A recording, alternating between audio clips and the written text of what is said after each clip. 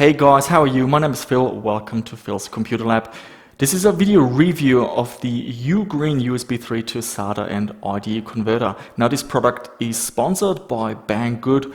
I was really after a solution to attach my IDE devices to my modern desktop to take backups and do images.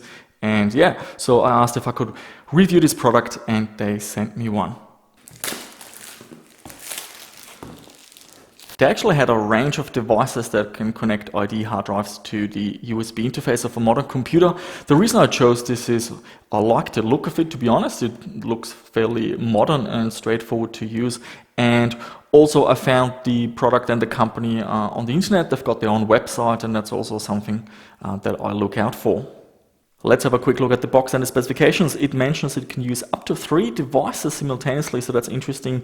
It supports 2.5-inch and 3.5-inch SATA hard drives or SSDs, and also 2.5-inch and 3.5-inch IDE drives, as well as optical drives. And I will check whether IDE as well as SATA optical drives are supported. It's compatible with Windows XP, Vista 8, 7 and 10, and Mac OS 9 and 10, and also Linux supports drives up to 4 terabyte. Speeds up to 5 gigabits per second. Now that's a lot, that's like 600 megabytes per second. So we will see what the bridge chip in this device can do with the, I'm going to use an SSD to test that. It's backwards compatible with USB 2 and 1.1. It's got an on-off switch, comes with a power supply, 12 volts for 3.5-inch devices, so that kind of implies that you don't need it for 2.5-inch devices. That's also something I will test. And as an LED indicator, it's plug and play, simple, reliable and stable. So let's take a look and see what's inside the box.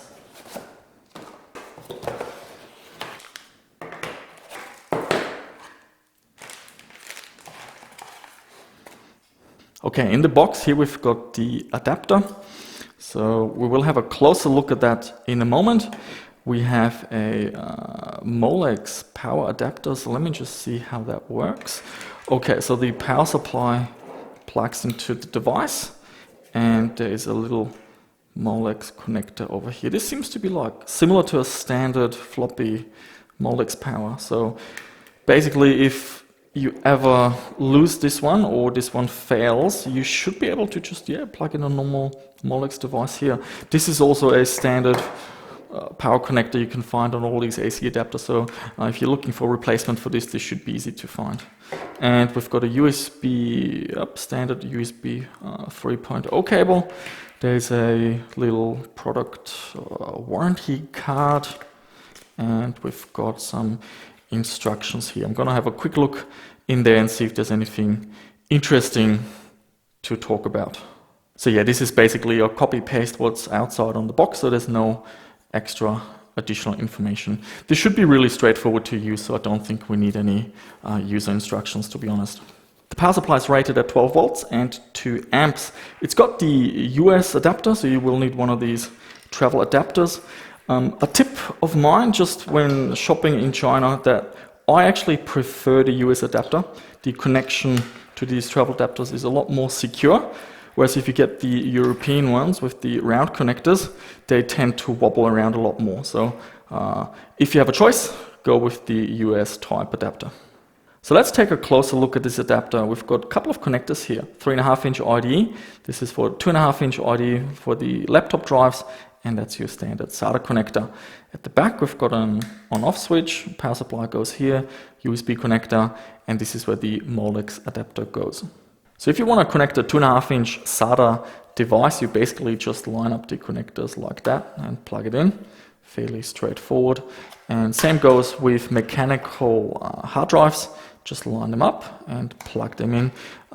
We will see whether this device can power up the hard drive without the external power supply. We will find out soon. So to connect a 2.5-inch IDE drive, we've got a Fujitsu here with 40 gigabytes. You basically just line this up and plug it in like that, and here is the connection. So once again, there shouldn't be a need for an external power supply. It hopefully is all powered through USB, and the power goes through the connector itself. Let's have a look at connecting a 3.5-inch SATA hard drive. So the SATA connector is pretty straightforward. That just goes in here, and then you have to make sure that the power is connected, because the 3.5-inch drives, they draw a lot more power. And finally, 3.5-inch IDE hard drives, and this is the main reason why I got this product. I've got a few of those, but I'm getting a lot more, and I'm going to do reviews and tests on some IDE hard drives. So first thing you need to do is connect with this side that says 3.5-inch IDE, so that should just plug in like that. And then we need to plug in the power cable. So this goes into here, and then that goes into the hard drive. So I think you just plug it in like that. There you go. So yeah, just takes one little extra step for the power, but otherwise it's fairly straightforward. And the manual mentioned you can plug in 3 hard drives. So let's have a look what that looks like. So we can plug in a SATA drive over here and an IDE 2.5-inch drive on this side. Just gotta line it up properly. Yeah, we want to be careful with those pins, not to bend them. There you go. So 3 drives plugged in. We shall see if that works as advertised. We're also going to have a look at some SATA optical drives. So here we've got a standard SATA optical drive. So that should also connect just like with the hard drives, just like that. So I'm also going to test an IDE optical drive. This is just a standard DVD drive. So the IDE connector goes in here, and then just like before, we have to deal with the power. So we need that little power cable adapter, which goes in here, and then that connects into the drive. So yeah, once again, fairly straightforward. Now, why might you want to use optical drives with this? Well, your computer might not have an optical drive anymore, and you don't have a USB portable optical drive, and you just want to install Windows or boot off a test CD. And that's what I'm going to test later, whether or not you can actually boot off a boot disk with this adapter connected to the USB. Okay, so let's find out what this device can do. We're going to start with testing the SSD performance. I've got a solid state drive here connected to the SATA side.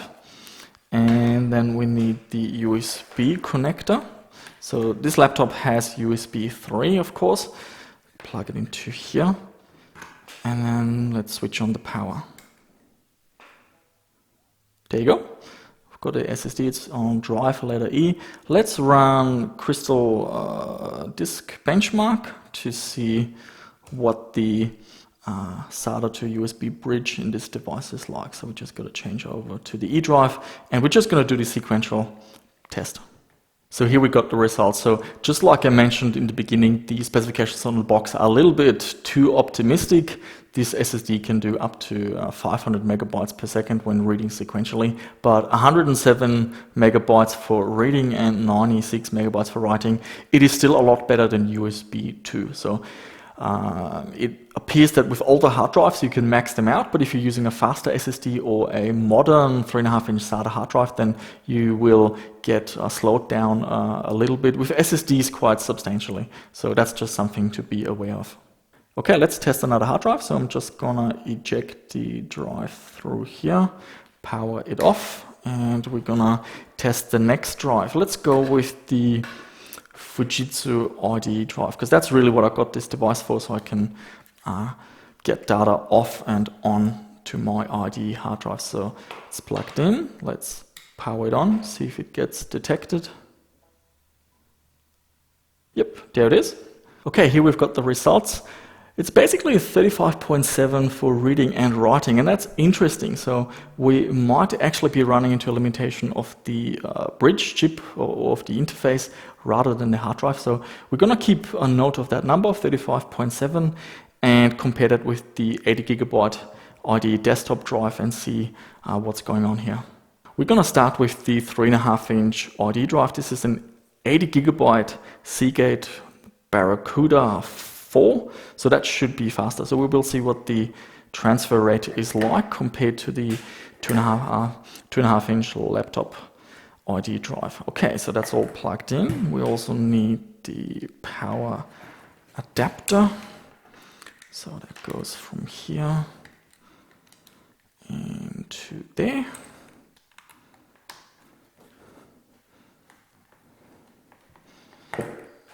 And we need the power supply as well. Okay, good to go. Let's power it up. I can hear the drive spinning.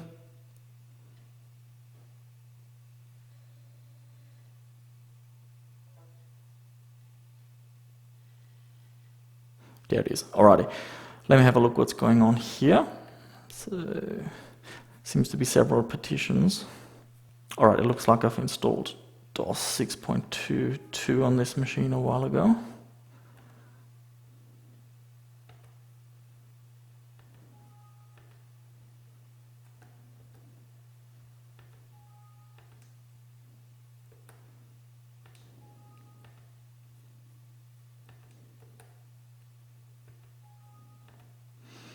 There you go.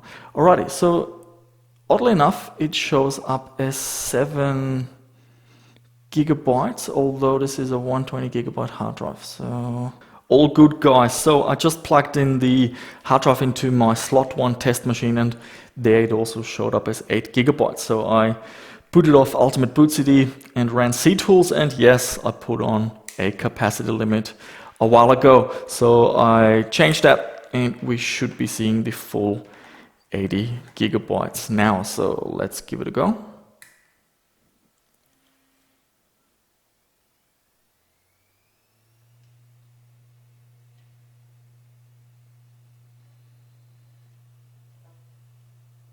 Alrighty, there's our drive.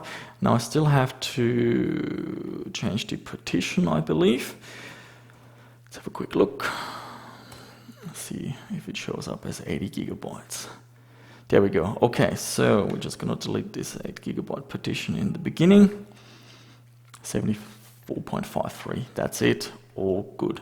So yeah, sometimes I just muck around and limit the capacity on hard drives so they work with 386, for example, but I must have forgotten to change that back. Okay, the results are in. 42.39 for reading and 40.74 for writing. So a little bit faster compared to the 2.5-inch IDE drive, but not much. Maybe these older 40, 60, 80 gigabyte IDE drives, maybe they're just not that much faster. Let me know what you think. I haven't really benchmarked these drives a lot, but I will do more in the future. So it's still a question mark of how much IDE performance we can actually get out of this adapter. Okay, let's have a look at optical drives. So I'm just gonna eject the adapter, power it off, unplug it and the power. Let's put that aside, and I'm gonna start with the IDE optical drive. Just because I've got a lot more of those compared to SATA. There you go, and plug in the power.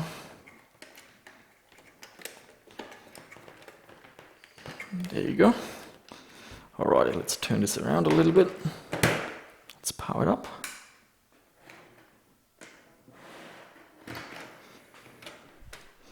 I've got a disk here somewhere. Yes, so we're gonna go with a Windows XP installation disk. Let's show if that. Okay, the drive already shows up under here.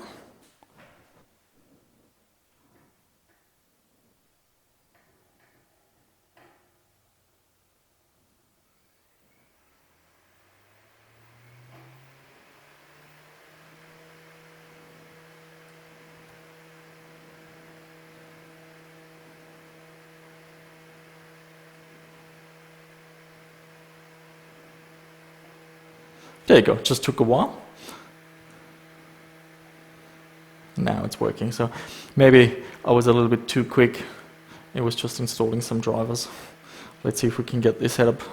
Yep, that looks fine. Okay, I'm gonna reboot the machine and I'm gonna have a go at booting of the optical drive through the USB interface. Okay, here we go. So boot device options is F9. Let's have a look. We got... Oh, okay, so looks like the USB doesn't really show up. So boot options. Aha, okay, so maybe we have to enable USB boot device. No, still can't boot from the USB. I'm just going to quickly grab another laptop because I just want to make sure that this is really an issue with the adapter rather than with the laptop. Okay guys, so I've got another laptop. Let's see if we can boot from this one. Maybe it's just an issue with that particular laptop. So this is a compact, bit older, but I know this one can boot off USB devices because I've done that in the past. So boot options, F9, and there you go. Now it shows up. Okay, so let's see if it works. Yep, drive is doing something. And it's booting off the optical drive. Yes, fantastic. So awesome. So yeah, if the BIOS supports it, and that was very rare. I haven't really run into a laptop that couldn't boot off a USB optical drive.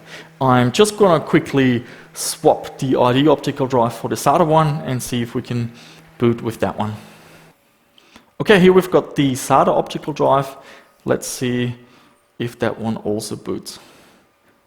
Just gives you more options. F9. Yep, drive is showing activity, and yeah, it's booting. Beautiful, there you go. So yes, it does support optical drives, and not only does it support optical drives, you can also boot from them. Okay, one more thing I want to test is the claim with the multiple hard drives. So we're going to plug in two notebook drives, the 2.5-inch SATA drive and also the 2.5-inch IDE drive. And I'm going to have a look if you can power these two drives through USB without the external power supply. So let's turn it on and see what happens. So we should be seeing two drives pop up. Yep. That looks fine, so we should have two drives. Yep, there's one. It's got some Windows 98 stuff on there, and that's the 40 gig drive here. Also, something I just noticed is it's got some LED lights here that tells you which drives are connected. Let's see if they're actually flashing for activity. Didn't really see anything.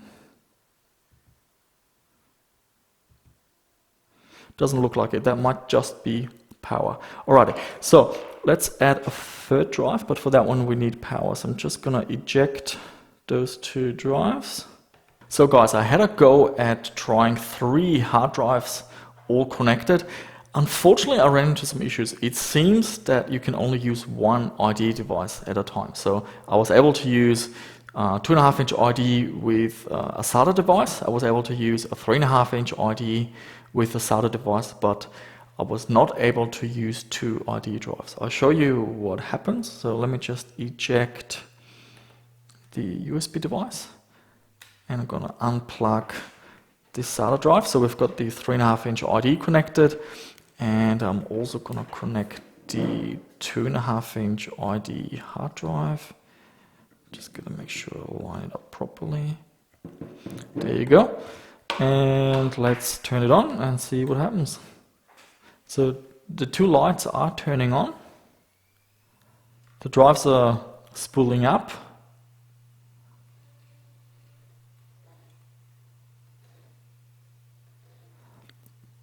But I don't know if you can hear it, but one of the drives is just constantly seeking. So nothing is showing up here. So yeah, so basically for me, the claim of using 3 devices in one go isn't working out. So it seems that you can use one SATA device and one IDE device, but not 2 IDE devices. So unfortunately, you can't, for example, clone a notebook drive onto another IDE drive. But look, that's just it's a minor issue, but still worth mentioning. So guys, there you have it. Hopefully I covered all the bases and all the interesting things. So we looked at performance, compatibility, how to use them. Pricing, you're looking at $29.99 from Banggood.com. Link down below in the description if you're interested. So what do I think? I really like this product, mostly because it's so versatile and flexible. all these devices can be used and connected to USB. The performance is fine. Yes, if you're using a fast solid state drive, it's not gonna give you those 5 gigabits per second that they claim in the box. However, you're getting over 100 megabytes per second, and that's fine. And we saw that the IDE hard drives, they max out at 30 or 40 megabytes per second, it seems. And the other claim, using 3 devices at once, that didn't really work out for me. It seems you can only use 1 IDE drive at the time. But using 2 devices is still pretty good, because that means you can clone from IDE to SATA, or take images from IDE to SATA onto a big SATA hard drive with Acronis or something like that. And yeah, in terms of usability, it's straightforward. I like that the power adapter has a universal connector, so if that goes missing, or if you don't want to use a travel adapter, you can easily find a replacement.